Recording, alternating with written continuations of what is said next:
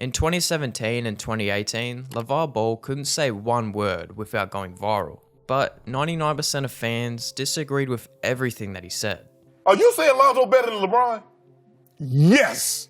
We should just keep LeBron off television. That'll be the best way to do it. Just keep him off TV. He's an idiot. From saying he was a bad father who exploits his 3 sons, to being labelled as the worst thing to happen to basketball in 100 years. It was safe to say people hated Lavar. However, over the past few years, people's opinions of Lavar Ball have changed completely, saying how much of a good father he has been this entire time, and that the media were unfair for portraying him as a bad parent. So how did Lavar Ball go from being one of the most controversial / hated men in sports media to being beloved by the majority of people today? Well, to understand that, we've got to go back to the beginning. Many might think that Lavar got lucky having 3 sons that would go on to be great basketball players. But in Lavar's words, that is far from the truth. But like I tell people, it wasn't like my boys was born and then I was like, man, I think these guys might do it. No, from me picking my wife, I knew they was going to do it.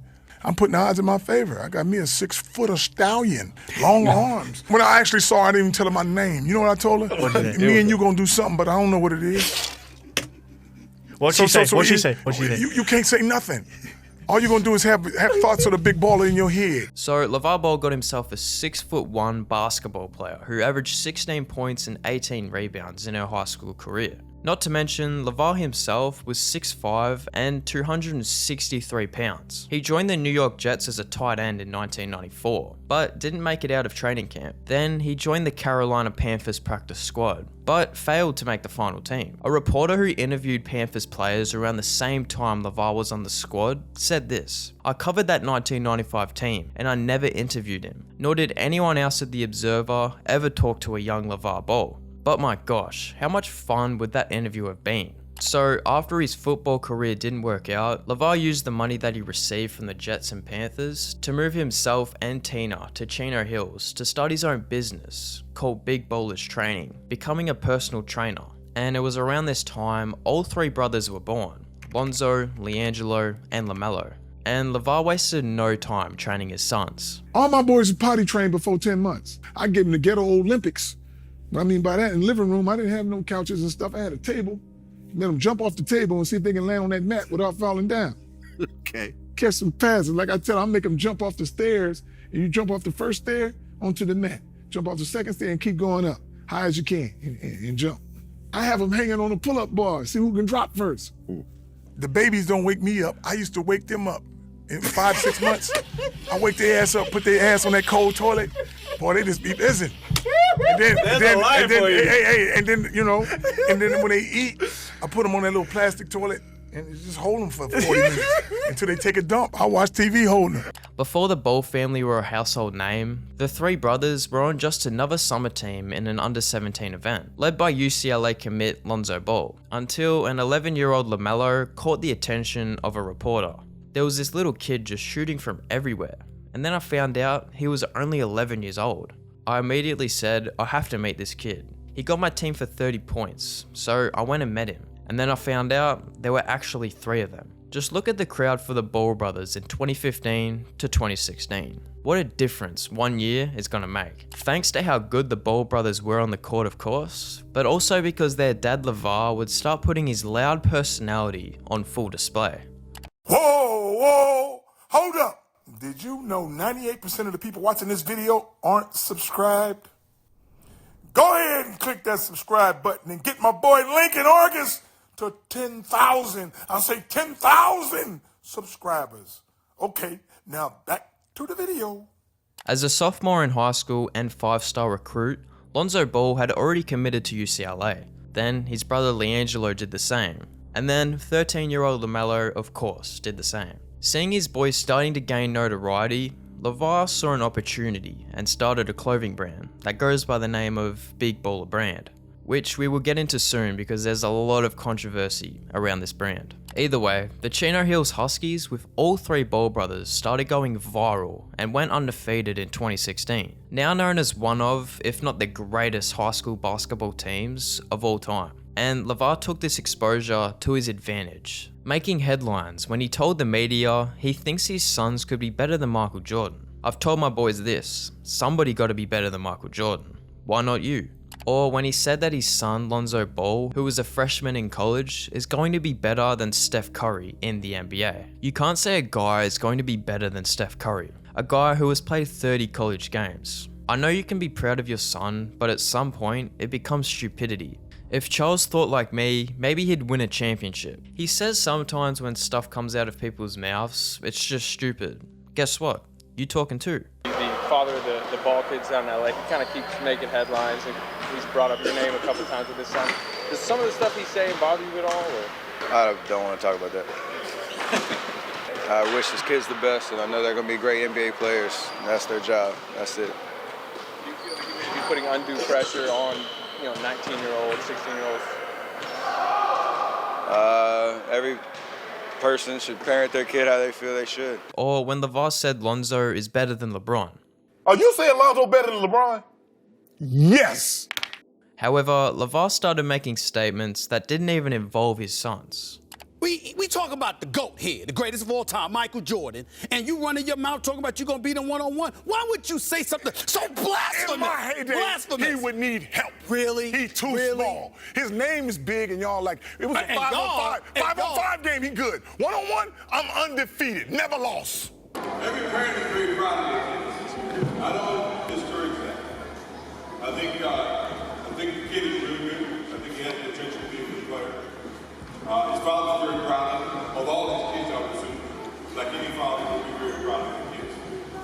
But I would assume that, or I would say that if I had to sit down and talk to him right now, you couldn't see him. But you guys are not here. I'd tell him to shut up and just let the kids play. But what really rubbed people the wrong way was what Lavar said about Lonzo's upcoming draft. I think we can all agree that his previous statements was just a proud dad who supported his son.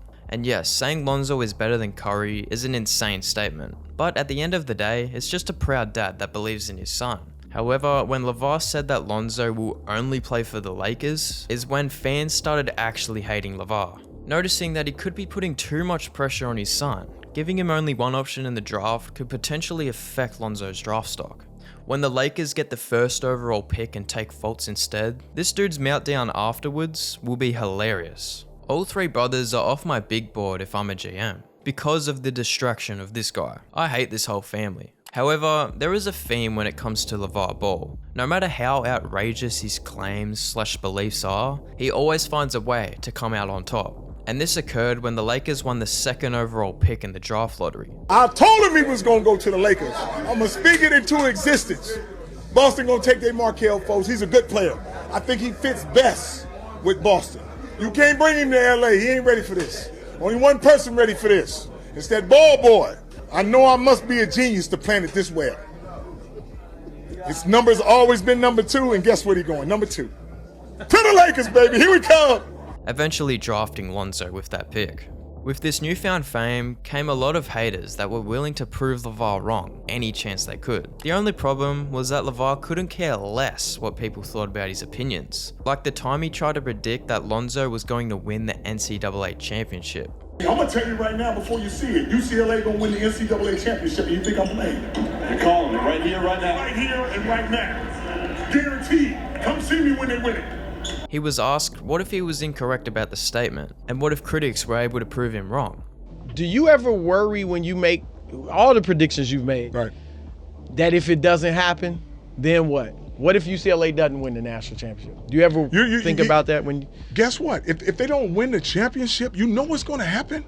Nothing. I'm going to go take a nap, eat me some donuts, and I'm going to be cool. And there's going to be some little suckers walking around talking about, I told you so, LaVar. And That's how you look at it, yeah. I look at it like that. What's the big deal? And unfortunately, Lonzo and his UCLA team would not win the NCAA championship. But Lavar's trait of not caring what anybody thinks caught up to him when he got into some controversy after responding to UCLA's loss against Kentucky in the Sweet 16, saying UCLA didn't win the title because Lonzo's white teammates are too slow. And as no surprise, these comments did receive outrage. I'm black and I'm against everything this man just said. White guys can bowl. There was no need to bring race in this. What Lavar Ball said was racist as fuck, point blank. I honestly don't understand how people can defend his statements. Imagine if a white dude had said something like this. And he would casually get a female ref replaced mid-game after she gave Lavar a technical and he threatened to forfeit his team. And now all these referees think it's about them because they see a crowd. It's not about them, but they too not disciplined enough and just say, you know what, let's just ref the game and don't take it personal. I get that she's trying to break into the refereeing thing, but just giving texts and calling fouls, that's no way to do it. If you're gonna be qualified, you better be in shape and you better know the game. And she's bad on both of them. She's not in shape, she's not calling the game right, and she don't understand, so now she's trying to make a name for herself, so she's walking around like, you know, I'm the only woman in here. Yeah, we get it. I don't care if you're a woman or a man or whatever, just be good at what you do. It was obvious that Lavar's point of views was causing outrage, to the point that well-known personalities started attacking him. Like the moment Lavar went on First Take and argued with Stephen A. Or when Shaq dropped a diss track on Lavar. First you can beat Mike, then you can beat me. Wake that ass up, you having a dream. Or the time Charles Barkley blasted Lavar Ball on the radio. He represents everything that's bad about sports. It's all about him. You know, I just feel bad for those kids because, you know, everybody talk about he might be a good father, this and that. No, he's not. He's just exploiting his kids. And I just feel sadness for those kids because they're going to do whatever he tells them to do. And I just don't like the guy at all, plain and simple. And don't tell me he's a good father. Just because you exploit your kids trying to make money because you have no talent, that does not make you a good father. That makes you exploiting your kids. But it reached a boiling point when reporter Kristine Leahy tried to play the victim card against Lavar. See, Kristine Leahy was a reporter at FS1 during the time Lavar Ball was on top of the world, and she decided to comment on Lavar's business and the way he raised his sons, saying Big Baller brand wasn't reaching its full potential because they weren't marketing towards female customers. And she also suggested that Lonzo seemed afraid of his father and didn't speak up much. So when Lavar joined Colin Cowherd's show where Kristine was the co-host, he tried to ignore her at all cost. Have you sold any shoes yet? Yeah, I sold a good amount to me. Like I said, there's different amounts. How many? Stay in your lane. Wait, Anyways, wait, I'm just curious. I don't even worry about her over there. Why Every time not? she I scares think me to that's kind death. of disrespectful. She says she scares Lonzo. Lonzo's scared of me. She scares I me. said That's I'm why I don't scared look of that way. Lonzo? I don't look over there because she scares me. Well, I'm thinking no, of Saul right now. I'm just trying. Leave me alone. I'll tell you, 400-500 pair. So she's a reporter. Her job is to probe. She can report to whoever she wants behind her. What's- I'm I- talking what to is- you, Colin. Well, what is your problem with me? Hey, my problem is you are a hater. Why am I a would hater? never wear a big baller shirt. But No, I good. didn't Don't say even that. talk to big baller. I heard you say it. I'm not even worried about I it. said that I wouldn't wear something that It like says a woman. big baller. It's the same thing. Yeah, With and all due respect, you're a great reporter. Just not reporting on me. Well, I think in order to have a successful company, you're going to have women who like your brand. Yeah, if you have a women's company. But anyways. Oh, so we you're talking not marketing to We're women. talking about big baller brand. Okay. And like I said, and going back to Whitlock, I don't think he can comment on anything but snacks. Now, Wow. that's a little harsh. It's going to be harsh because he want to be harsh So on you me. disrespect Guess what? women and people for their weight? No, that's what you say. I didn't say nothing about no No, weight. you just said that to me. Like I told her, I'm not even worried about you right now. Keep in your lane. Can you look like me I in the said, eye? Whitlock, I don't want to look you in the eye. You scare me to death. Oh. Like I said. Compliment. Thank you. Yes. You scare They wouldn't want to work with you anyway because you don't respect women. So She's after you today. Oh, I don't respect not. women, I'm but just- I'm the one that's married. I'm good. Well, she can say what she wants. She's trying to put it. I never disrespect women. But I tell you what, did if on you the show act today. if you act like that, guess what? Something's coming to you.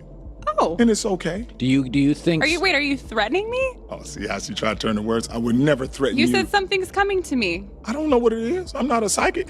Everybody was on Lavar's side, knowing Kristine was just trying to play the victim card. Even 8 years later, people are still clowning Kristine Leahy under her tweets because of what she did to Lavar. And in about every single clip that we see Lavar, there is always a pattern. He wears Big Baller brand every chance he can, trying to use all the exposure he was getting to help his clothing brand. And he was not playing around. Lonzo is going to be the first one drafted with his own brand. They're kicking in the door, but they're shocked at what I'm telling them. I'm looking for a marketing and distribution deal. The only person doing that is Michael Jordan with Nike. That's what we're for. If Lonzo doesn't sign with Adidas, Nike, or Under Armour, guess what? I'll sign the Big Baller brand. We already got our own brand, Triple B's. Lonzo is going to be the first one drafted with his own brand. That don't happen. And even more crazy, Lavar wasn't going to take any deal less than $1 billion.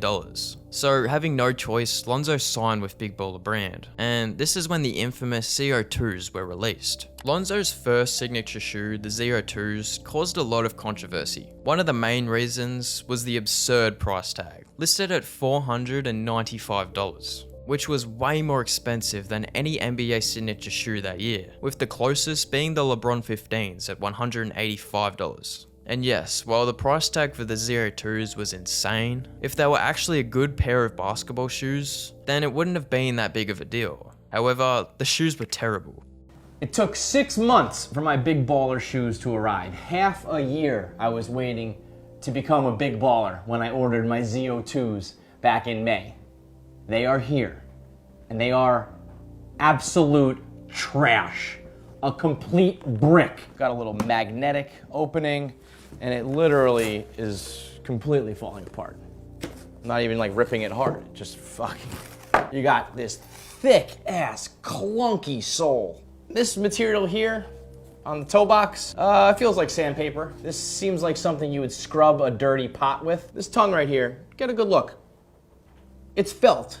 Like, I'm not talking like, oh, felt-like material. This is actually something you would use in like a 2nd grade project. I feel like you could like rip it if I really wanted to. Also, it's falling apart. The letters are peeling off of the rubber. Just take a nail to it, and the pull tab no longer says pull. This is just straight plastic. These are plastic shoes. And on top of that, they're pretty much just ugly as shit. And to make it worse, in the 2 games Lonzo wore his signature shoe in the Summer League, he averaged just 8 points. But when he laced up in anything else, like James Harden's signature Adidas kicks and the Jordan 31, Ball dropped MVP grade numbers. Even a few years down the line, Lonzo would let us know how bad the Z02s actually were. Z02s I was playing in, they was not ready. They were? Really? If someone could find them tapes, zoom in on them shoes, bro. I promise you. I had to switch them every quarter. So they would just rip. I'm on the phone I'm like, yo, like, I'm not playing in them shoes. Like, if you literally have my shoes from those games, like, they're just, like, exploded, bro. I don't know how I didn't get caught. I'm like, cool, I can get a quarter in, but that's it. We gotta switch them every quarter. And it's crazy, right when I switched my shoes, and all of a sudden, magically, I got good again. The real truth, bro, I was scared, bro. So, did Lavar finally realize he was doing a little bit too much? Absolutely not. Tweeting, if you can't afford the 02s, you are not a big baller. Even Jay-Z gave Lavar Ball credit for his marketing. Lavar Ball, he said, I'm gonna start my own company. Everybody's like, you should sign a Nike. Yeah. Right. Now he may go about things wrong. He may have a big mouth. With everything he may rub everything, but I bought 3 pair. Why did I buy 3? I didn't get them. That man has a vision of his own. Why wouldn't I support him? Right. Why wouldn't I support him? He feels like he can move culture, and his son got a big enough name and a big enough brand that they can do it. Right. Nike had to start somewhere. Yeah. Why do we get so upset when us as a culture want to start our own shit? That shit is puzzling to me. Lavar Ball was going to do whatever was best for his family and business, or at least that's what he thought. With Lavar Ball dropping all different types of clothing, from hats, beanies, backpacks, and even racing gear, Lavar was doing everything imaginable to make the most amount of money possible during the time he ruled sports media. So when he got offered a reality show that would follow the Ball family around 24/7, Lavar took that deal with no hesitation. This is when the Ball family went from a humble, upper middle class family in the quiet town of Chino Hills to earning millions, driving fancy cars, and Lavar buying a new mansion, with their source of income mainly being the Big Baller Brand and their new reality show. Even with all the hate that not only Lavar but the whole family was receiving, they all profited massively and were on top of the world. Then Liangelo Ball got arrested in China. While in China for their season opener, Liangelo Ball and 2 other UCLA teammates stole sunglasses from a Louis Vuitton store, which is bad enough already, but the fact that it was in China, where they have no problem throwing you in jail over crimes like this, made it that much more of a big deal. And basically what happened was about 20 police officers stormed into the team hotel at about 8 in the morning, yesterday morning, interrogated the players from both Georgia Tech, 3 players, UCLA, 3 players for hours, wouldn't let any of the coaches in, and basically used some strong words of, hey, if you don't tell us the truth, you are not going back home. So eventually UCLA, I was told their players did tell them the truth, and they were arrested. This situation caught so much attention that even President Trump had to step in. 2 days ago, I had a great conversation with President Xi. What they did was unfortunate. You're talking about very long prison sentences. They do not play games. Luckily for Liangelo and the 2 other UCLA players, they were released thanks to Trump. However, Lavar refused to give Trump any credit for the release of his son. Who?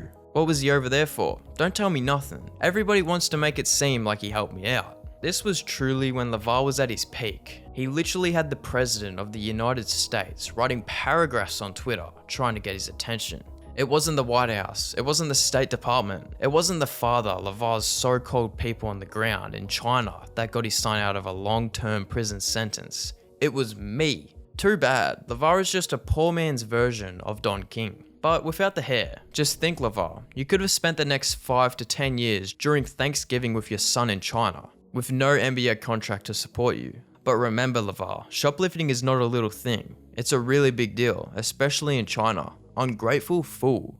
After this situation calmed down, Liangelo was ultimately suspended by UCLA. So Lavar pulled him out of college. And Liangelo's career as a basketball player was in the hands of his father. Lavar did the same to his 16-year-old son Lamelo, pulling him out of high school and sending both brothers to the small country of Lithuania, a decision that was controversial to say the least, as the 2 brothers were foregoing their college eligibility to play professional basketball in the small town of Prina that has a population of less than 10,000 people. A big difference from the bright lights of Los Angeles. And as the 2 tried to fit into their Lithuanian team, we found out this might not have been the right choice. Firstly, Lamelo was getting hardly any playing time. As a 16-year-old, his Lithuanian coach showed little to no interest giving Melo valuable minutes, which pissed off Lavar. Seeing his sons not reaching their full potential, Lavar took matters into his own hands and implemented the Big Baller Brand Challenge Games, a series of friendly basketball matches designed to give more exposure to its new signees, brothers Lamelo and Liangelo Ball. So yeah, Lavar saw his sons not getting the minutes that he wanted, and literally made an exhibition so his sons could increase their stats. Lavar was the coach in these matches and let his sons do whatever they wanted on the court, and of course had Big Baller Brand plastered all around the court, resulting in Liangelo scoring 72 points in one game and Lamelo scoring 43 in another. However, these matches held zero significance, so all of this didn't even matter. And with growing tensions between Lavar and the Lithuanian head coach, Lavar decided to pull his sons out of Lithuania. We're not going to waste our time no more. Lavar had no issue with Lithuania, the citizens, or the team, but that the move was made because he just didn't get along with the coach. And the Lithuanian head coach stated that Lavar's boys were nowhere near the level of the Lithuanian league, let alone the NBA. The first and most crucial mistake we made was allowing them, especially Lavar, think that they were in charge of the club, its decisions, its plans, and even the game. His boys were nowhere near the level of the LKL, let alone the NBA. But after Lamelo made a name for himself in the NBA, he stated that going to Lithuania did help over time. I felt like it helped me in the long run. I grew up a lot. After doing that, I felt like I could go anywhere. So you could agree that Lavar knew what he was doing, sending his sons to Lithuania. However, where he sent his boys next almost sabotaged Lamelo's career. After sending his 2 sons to Lithuania, the Ball brothers couldn't return to college since they signed to a professional team. So Lavar, being the man he is, did something nobody expected, creating his own basketball league, the JBA, and placed Liangelo and Lamelo on the Los Angeles Ballers. Lavar Ball's Junior Basketball Association was supposed to be the NCAA's killer. I create my own league so my boys don't have to go back to college, but they still gotta play. They still have to play. But if I don't have to answer nobody, I'm gonna take them overseas, I'm gonna take them to different arenas, I'm gonna keep my boys playing without relying on somebody else.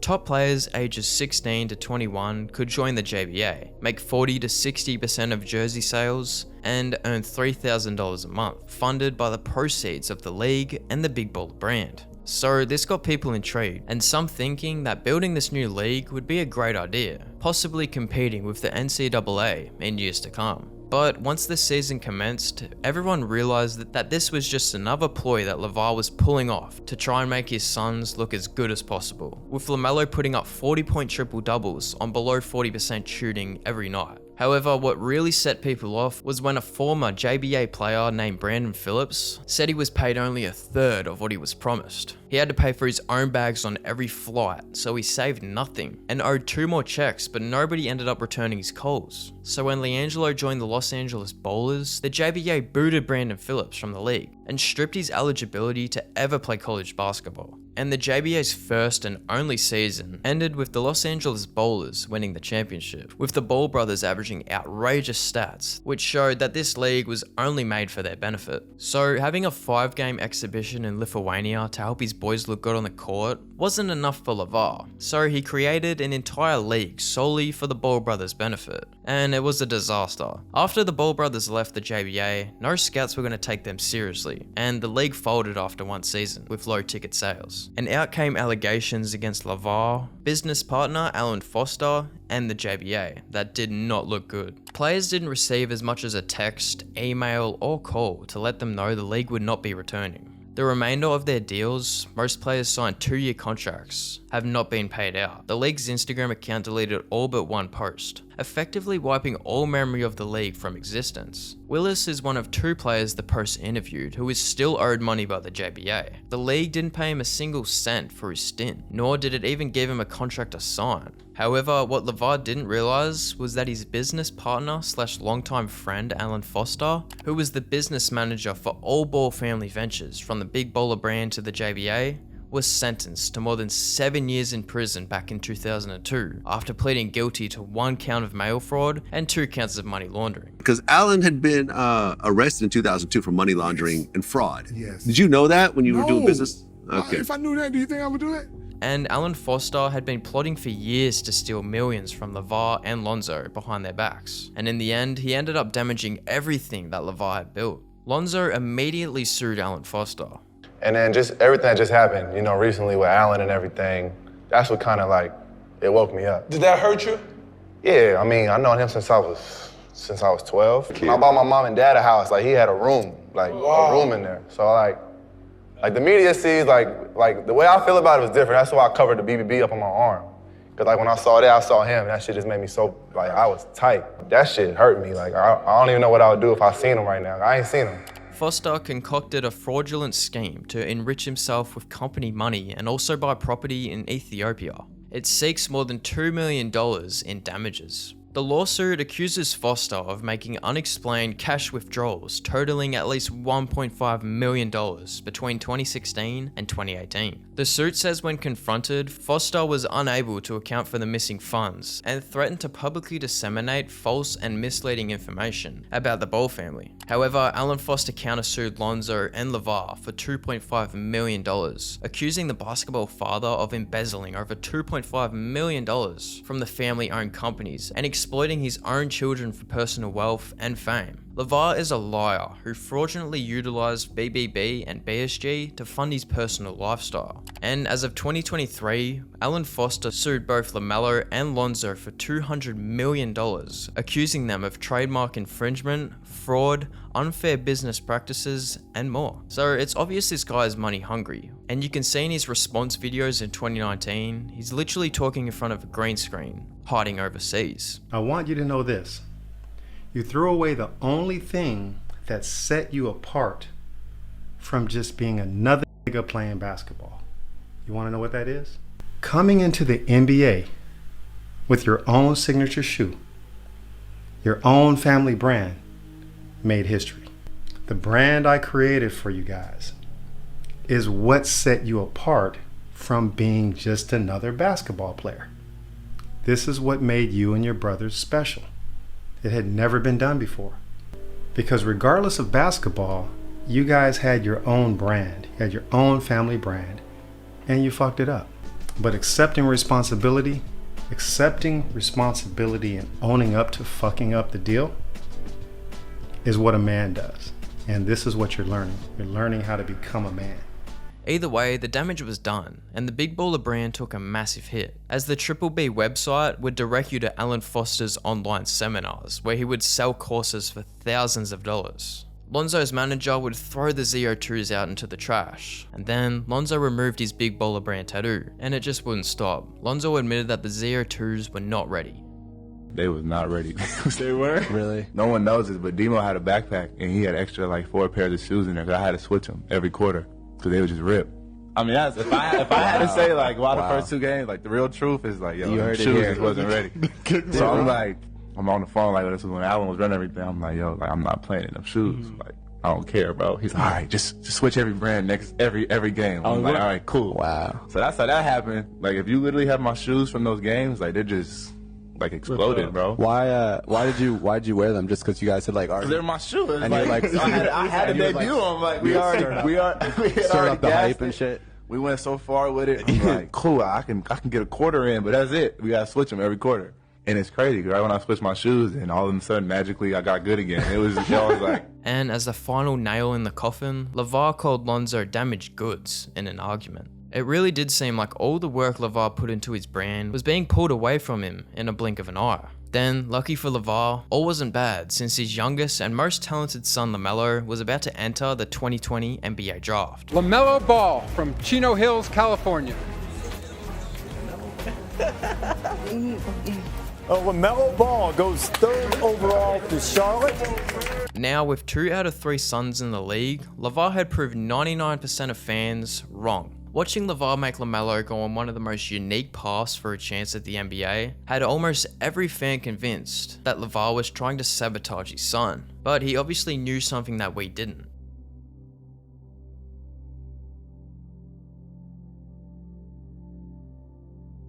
This proves that Lavar, no matter how much it didn't seem like it, had his son's best interests at heart. But what about his claim that all 3 sons will make it to the league? I got 2 more sons, and when they all here, help is on the way. Don't worry about it. They're all gonna play for the They're Los all Angeles gonna play Lakers. for the Lakers. Welcome to the new Big 3, the ball era.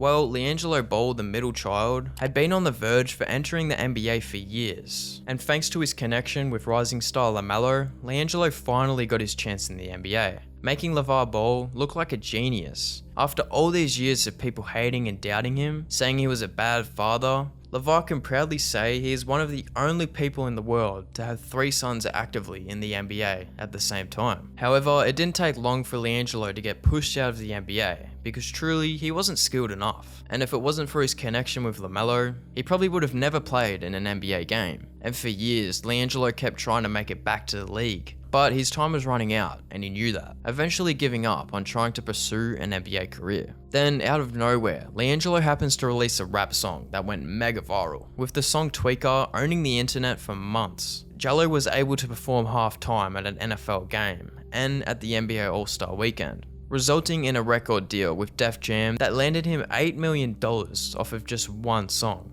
And while his prediction that all 3 sons would dominate the NBA for years didn't come to fruition, he still has 2 sons in the league, building generational wealth, while the other, who wasn't able to live his basketball dream, has become one of the hottest new rappers on the internet. All the while, Lavar seems to be focusing on his business ventures, trying to revitalize the Big Baller brand, releasing these unique looking shoes that look eerily similar to the Yeezy foam runners.